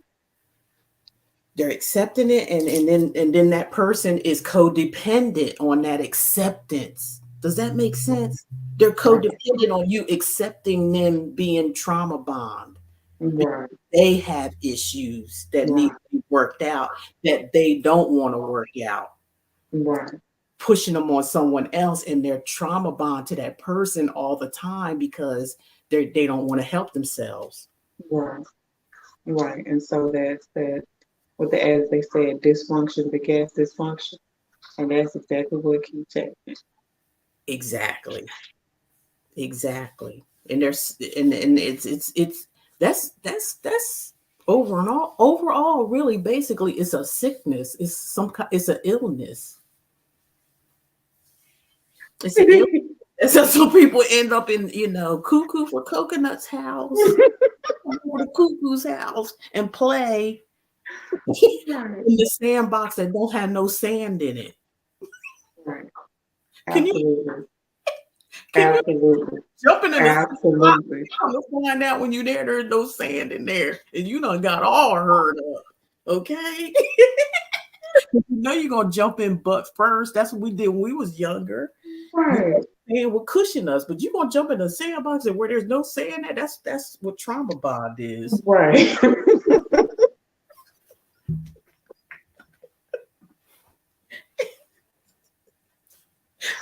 Right. And your butt you seriously have to laugh at it. You have to laugh at it, because a lot of times that very situation almost took you to the brinks of destruction. Like you literally right. And you have to laugh at it, one, to keep from crying, and then two, to keep from killing somebody. And let me tell you, and knowing that it's real. Right. Absolutely. Knowing that it's real. Don't try to act like it's fake and it ain't happening, because it is. That's why, people are suffering at this time, just as we speak. People are suffering from trauma bonding. Right. And absolutely. Trauma bonding, enabling people, giving people passes all the time. Okay, pass, and they never learn. But you're gonna get mad at that person, right? Why? When you ain't allowing them to learn, you keep bonding back with them with their trauma. Right. There's two faults here. Somebody got to get it together. Right. Absolutely. The crazy part about that is a lot of times what happens, and we talked about this earlier, it spills over to children who recreate that same dysfunction. When you talk about, generational curses, people want to say, oh, well, it's this, and this. And no, that's a generational curse. When dysfunction begets dysfunction again and again and again and again, that's a generational curse. And when you talk about that, I think for a lot of us that saw our parents go through that, we're in this place where now we're starting not only to have the conversation, but we're starting to address, the issue. We're also starting to talk about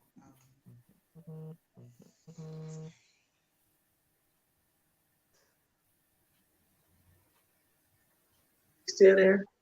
Yeah, I'm here. I hear you. Okay. I hear you now. It was out for a minute, but I hear you now. Go ahead. So we're starting to address a lot of those issues and address a lot of those concerns, so we don't, repeat the same cycles. We, actually have sat back and we was like, you know what, Mama was a little crazy, Daddy was a little moody, and that combination that worked together. You know what I'm saying? I'm not trying to repeat either. I love them both. I'm not trying to repeat either of those cycles. You know what I'm saying? And with that being said, people are actually, a lot of times now starting to look before they leap. Whereas before it was just a leap. Yeah. Like, I'm gonna jump off this cliff with no bungee cord. If I fall, I just fall. Like the food energy.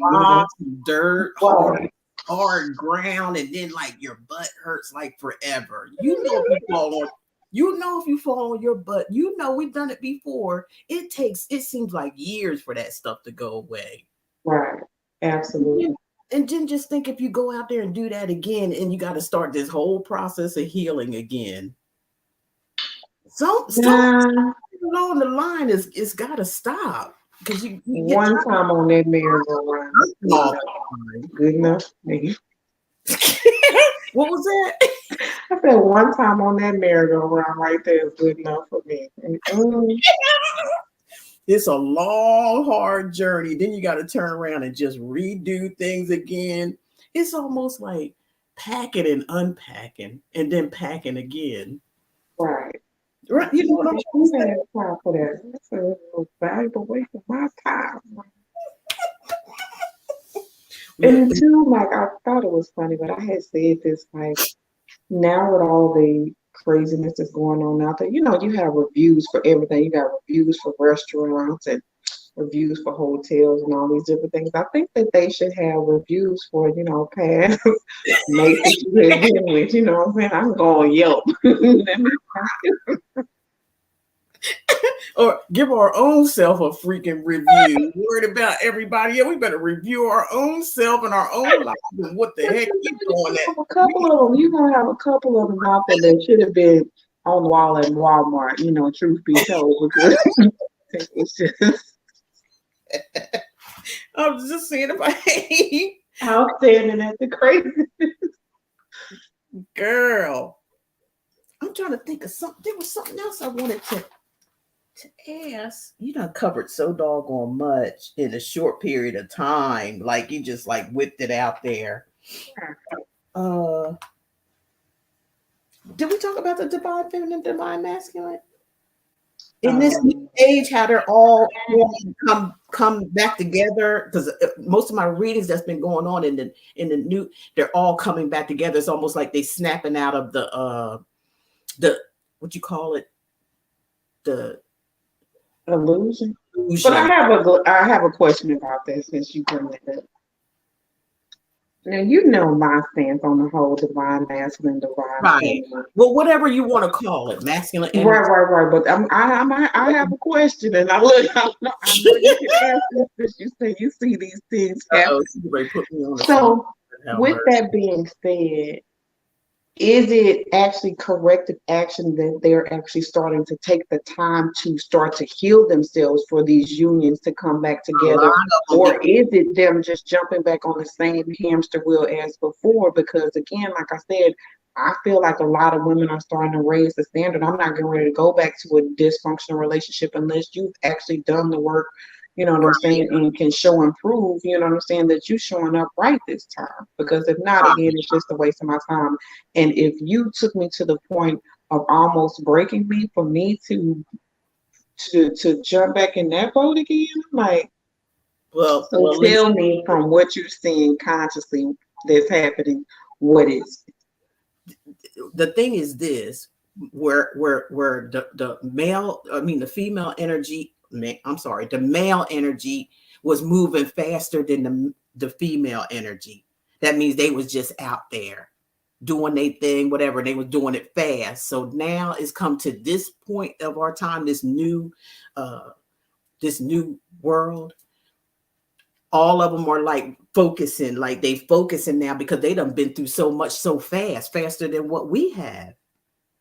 So they refocusing, they're thinking, and they're getting themselves grounded now, and they're really feeling the mistakes that they made, and they're ready to most of them is what's happening now behind the readings and the energies I've been getting in there. I'm not saying all of them, because some of them are going to repeat the cycle. They haven't learned. That's going to happen. But a lot of them that raced through this race and fast as they did, not listening and everything, those are they learned the hard way, and they are the ones that's changing, and they want to come back, or they just want to find their divine feminine, either come back to the one that they realize that what they've done, or, and it's reality. It is. I know it is, girl. That's or they want to find one that they lost out on in the first place. It's one of the two things happening. It's a major shift with the males, but the women, what's happening with the women, and I'm not saying all of them, but the majority of them, this is where you see in the war between the two. It's like those ones are the ones that hasn't healed during this process.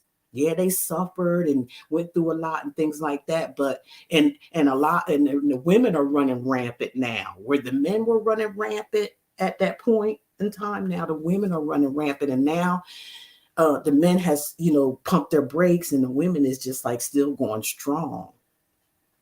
Not all, but most, as you can see, if you taking a look into social media, that's what's really going on now. The men are tired. They're ready to settle down. They're ready to cut that crap. But now that the men are settled, the women are running rampant now. And now that's a war now, because they're on there saying, well, this is not right. This is even though they were doing it, running fast and rampant at that time when all this, running into women, getting with, all that type of stuff. Now that they've done all that, they're ready. It's the energy that shift that's taking place, and they're awakening to that, the energy of like, yeah, I gotta be a man. Yeah, I don't need all of this. I don't need a whole bunch of women. I don't need all this stuff. And the women are saying, are sort of like tired. So now they're out there running rampant because they kind of like given up in another part. They haven't healed. They haven't healed when they were supposed to heal. So they're running rampant and out of control, and the men are slowing down and wanting that divine, whatever, the feminine, the masculine. And a lot of them are coming back together, whether they want it to or not. When it comes to the females that are lost, it's going to be a road for them. It's going to be a road. They're going to have to really heal themselves, or it's just not even going to be accepted. And that one male is going to just seek out another partner. That's all they're going to do, and they're going to settle down with someone that's going to be on that level that they left behind, that they abandoned. Does that make sense?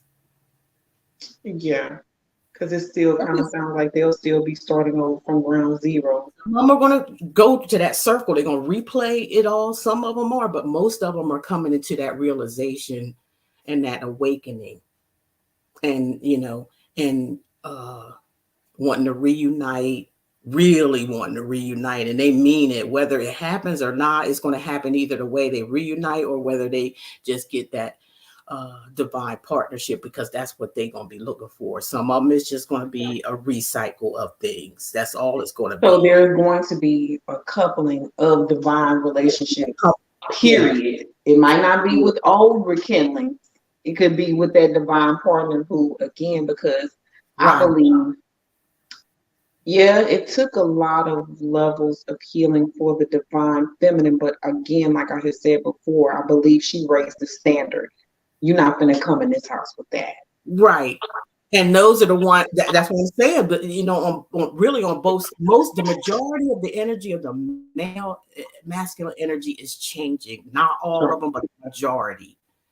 I'd say about 70-80%. And the rest of them is just repeating cycles, not even caring. That's a good percentage. Feminine is like feminines. You can see it yourself. A lot of them are running rampant. They're running like, I don't, whatever, and a lot of them are not healed because they're actually, who would take their clothes off and show it to any, social media? Who would do that? There's a lot of them doing that. And it's because they haven't healed themselves. They fell. Remember I was talking about that earth, wind, and fire way of the world. Don't let the ways of the world change you. Remember we were talking about that? That's what a lot of play with these cards. They let their heart grow cold.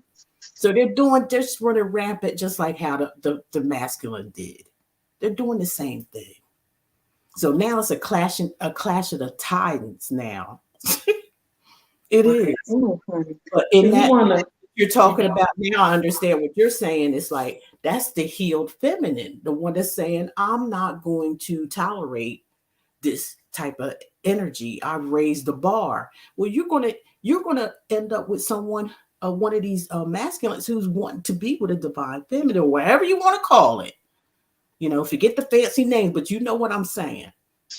She's the one that's going to hook up with the ones that has learned their lesson. They're going to understand that because they're going to be with you no matter what, because they are a full understanding because they done been through it already, and they already know what they missed out on. I'll be darned if they miss out on it again. Then that's not right. But in the rest of the percentages, say 30%, I'm going to go right do the same old thing again. Absolutely. As far as what my reading has been coming out for the energy that I asked Spirit for, yeah, it's happening. And for you ones that bring this thing to a close, because I need to call you. Okay, sure. Thank you so much. And I know, absolutely welcome. We're gonna have to do a part 2, and I got absolutely. And if anybody got questions, but as soon as this come out, it's going to get more views and stuff like that. It's just we sent it out yesterday, so it's going to get more views. Not what we worried about, Hunter. Whenever you want to do it again, but yeah, thank you so much. I appreciate everything. I'm sure in about 2.5. Okay, no problem. Thank you for all the information you've given us, and we'll be talking with you soon. Bye, everybody, and thank you for tuning in. Bye.